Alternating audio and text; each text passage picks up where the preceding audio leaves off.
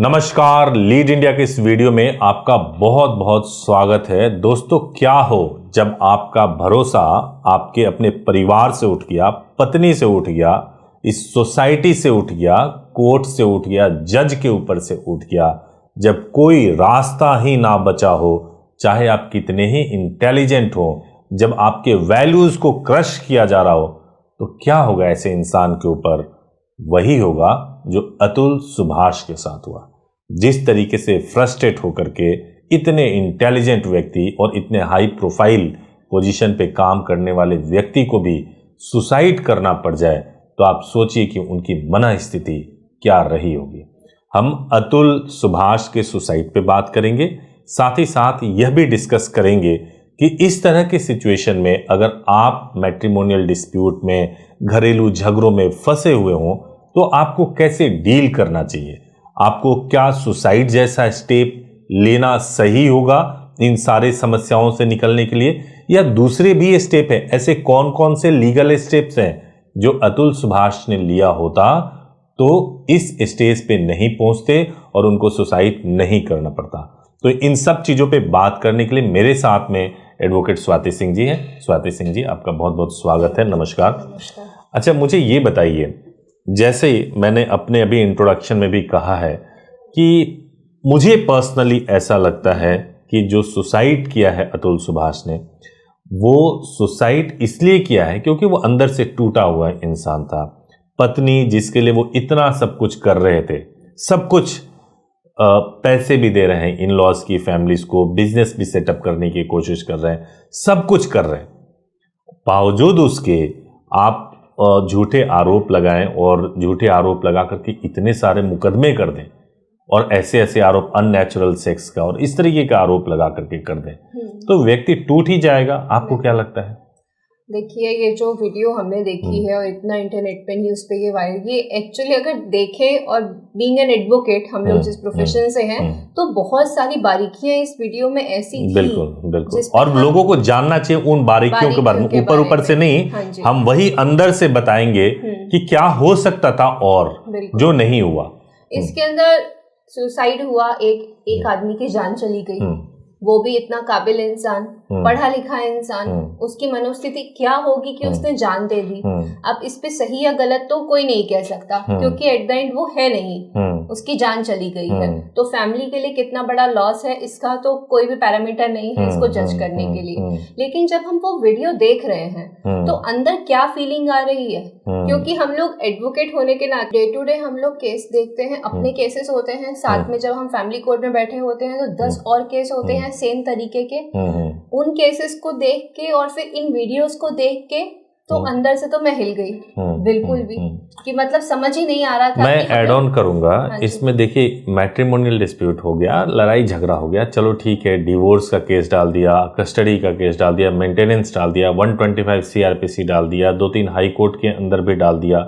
अब प्रताड़ना क्यों महसूस हो रहा है? क्यों प्रताड़ना है? क्योंकि लड़की रहती जो है नोएडा में काम कर रही है, लखनऊ में रह रही थी, और नेटिव प्लेस को जो है जुरिडिक्शन बना दिया जौनपुर को, ताकि बैंगलोर से जौनपुर आना पड़े। नंबर 1, हैरेसमेंट यहाँ से शुरू हुआ। दूसरी चीजें ये है कि आप इस हद तक आप आरोप लगा रहे हो। मैं तो सुन करके हैरान रह गया, 302 लगा हुआ है। एक बाप जो कि बीमारी की वजह से मर गया, लड़की का बाप, और उसके ऊपर आप 302 लगा रहे हो लड़के के ऊपर। हालांकि एक क्लैरिटी नहीं मिली है कि 302 में FIR हुआ था या 156(3) के तहत 302 लगाया गया था, तो कोशिश हो रही थी, तो ये नहीं क्लैरिटी मिली। लेकिन 302 जैसा सेक्शन मर्डर का अगर आप लगाते हो तो आप सोच के देखिए कितनी मानसिक आघात मिलेगी। वो इंसिडेंट 2 साल पहले हुआ, 2 साल पहले हो रखा है। दूसरी जो बड़ी बात है कि भाई डिस्प्यूट क्या था, ठीक है, वो एक उन्होंने बताया कि भाई जो इंटीमेट होते थे उस टाइम की चीजों को लेकर के उन्होंने बताया कि किस तरह के डिमांड्स थे। नॉर्मली ये बहुत अच्छा काउंटर था इस बात को, अननेचुरल सेक्स के लिए जो है, जो होता है कि आप बिना कुछ सोचे समझे आप लगा देते हो, तो ये बहुत अच्छा काउंटर था और बताया उन्होंने बिल्कुल सही तरीके से। एक और जो इम्पोर्टेंट है, जिसमें मुझे लगता है कि इंसान बिल्कुल टूट जाएगा और बिल्कुल उसमें जो है नई शक्ति बचेगी, जब वो कोर्ट जाएगा जज के सामने अगर पत्नी बोले अरे तुमने सुसाइड नहीं किया, और पति कह रहा अगर मैं सुसाइड कर लेता तो तुम्हारे मौज कैसे रुकते, तो पत्नी कहती है तुम्हारा बाप पैसे भरता। जज के सामने ये बातें हो रही है, मुंशी पैसे मांग रहा है, चल रहा है जज से, जज ने भी पैसे डिमांड कर दिए एज पर द वीडियो, नहीं जानते but as per the video अगर जज साहब ने भी, मैडम ने भी अगर पैसे मांग दिए तो आप हताश हो जाएगा इंसान, क्या करेगा। बट इनसे निकलने के रास्ते थे, बिल्कुल इनसे निकलने के रास्ते थे। आप इतना, मुझे जो फील हुआ, जो मुझे समझ आया वो ये था कि ये जो अतुल सुभाष थे ये बहुत ही इमोशनल इंसान थे। तो जो practical day to day life में केसेस के दौरान इनको फेस करना पड़ रहा था, ये उसको नहीं हैंडल कर पाए। हाँ, जैसे मैं यही कहना चाह रहा हूं कि जैसे मान लीजिए कि आप कोर्ट रूम में गए, मुंशी ने पैसा मांगा, चलो क्लर्क है उससे पैसे मांग लिए, बहुत नोएडा, दिल्ली और बहुत सारे कोर्ट्स में जो होते हैं वो ऐसे होते हैं, उसको जो एडवोकेट्स होते हैं वो अपने लेवल पे हैंडल करते हैं।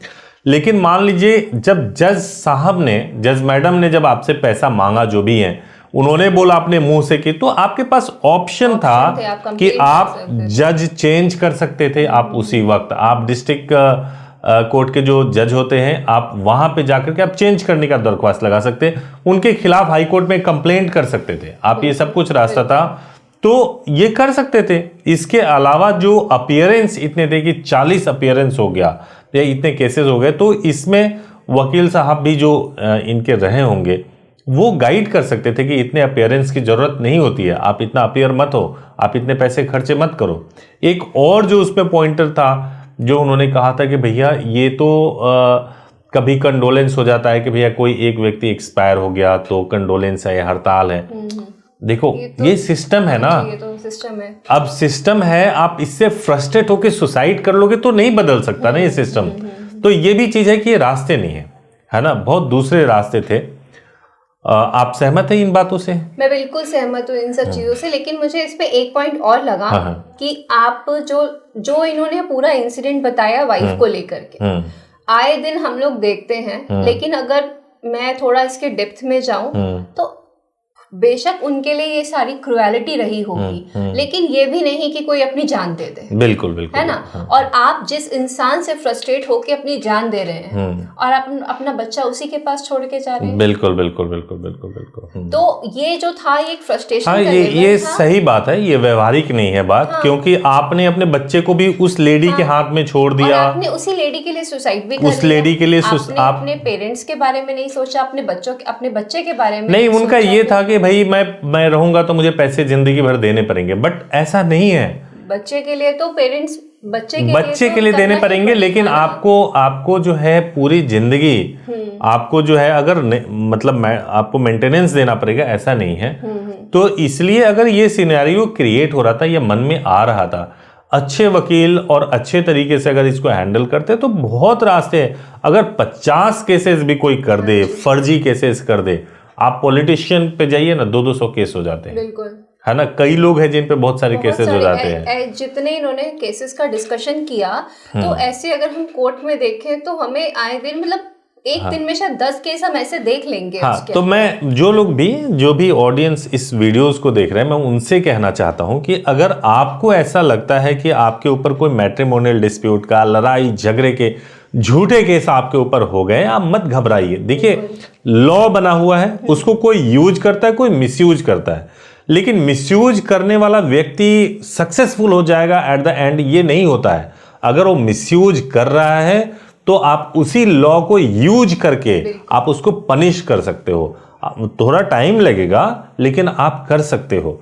सुसाइड कोई ऑप्शन नहीं है। अगर आप हस्बैंड है या आप वाइफ है, अगर किसी के साथ भी क्रुएलिटी हो रही है, किसी के साथ में भी कुछ ऐसा अत्याचार हो रहा है जो अनलॉफुल है, तो 100% आपको बचाया जा सकता है, 100% आपको इस सिचुएशन से निकाला जा सकता है। मुझे आपसे एक सवाल पूछना है, जितने केसेस का इन्होंने इसके अंदर ब्रीफ में डिस्कशन किया है, ये होता है?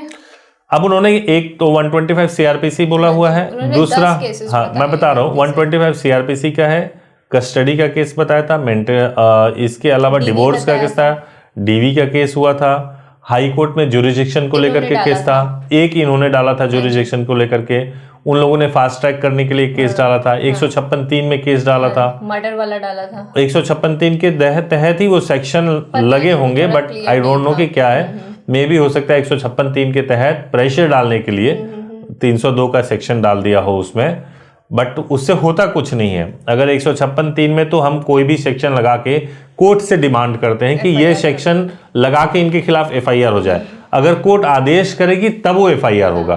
तो कई बार क्लाइंट्स को ऐसा लगता है कि अगर पिटीशन के अंदर 302 आ गया इसका मतलब मेरे ऊपर लग गया, ऐसा होता नहीं है। तो इसके अंदर मोटे मोटे तौर पे DV का केस था उनके ऊपर, 125 CRPC मेंटेनेंस का केस था, डिवोर्स का केस था HMA का, और हाई कोर्ट में कुछ शायद हाई कोर्ट में फास्ट ट्रैक करने के लिए था, मर्डर के लिए 156(3) लगाया था।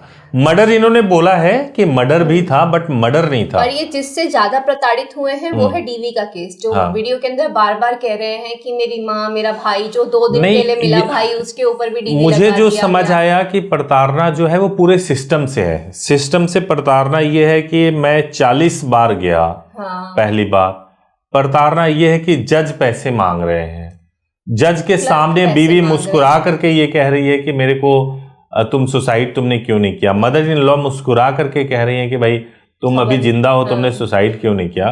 तो एक्चुअली मुझे लगता है उन लोगों ने वीक पार्ट पकड़ लिया था कि ये लड़का इमोशनल है, इसको अगर ऐसे मैं अटैक करूंगी तो ये खत्म कर लेगा अपने आप को, और उसी हिसाब से अटैक किया। तो ये यही था कि दो व्यक्तियों के बीच की लड़ाई थी और एक जीत गया इमोशनल तरीके से फाइट करके, है ना, उसने मजबूर किया, ऐसे ऐसी बातें बोली कि उसने सच में कर लिया। मैं इसमें ये ऐड ऑन करना चाहूंगी कि हम लोगों ने अपनी कई सारी वीडियोस में डिस्कशन किया है कि आप क्या करिए, म्यूचुअल करिए या फिर आप कंटेस्टेड करिए या फिर आप लड़ते रहिए। तो ये जो वीडियो आया ये सबसे बड़ा एग्जांपल है अपना ईगो की फाइट का, ये ईगो की फाइट का सबसे, और आप देखिए कि इसका क्या नतीजा। बिल्कुल बिल्कुल। तो मैं कहूंगा कि अगर आप मैट्रिमोनियल डिस्प्यूट्स के अंदर है, पहला चीज तो आप काउंसलिंग करा लीजिए। दूसरी चीज ये है कि कंटेस्टेड डिवोर्स हो, म्यूचुअल डिवोर्स हो, कितने आपको पैसे मिलेंगे, आपके ऊपर कोई भी केस हो गया हो, डरने की बात नहीं है, चैन से सोइए, एडवोकेट से कांटेक्ट कीजिए, वो आपको हेल्प करेंगे। और अगर आप ऐसे किसी मन स्थिति से गुजर रहे हैं तो हम लोग को कांटेक्ट कर लीजिए। बहुत बहुत धन्यवाद, आप इस वीडियो में आई और आपने अपनी बात रखी। Thank you so much, thank you so much for watching this video, thank you so much.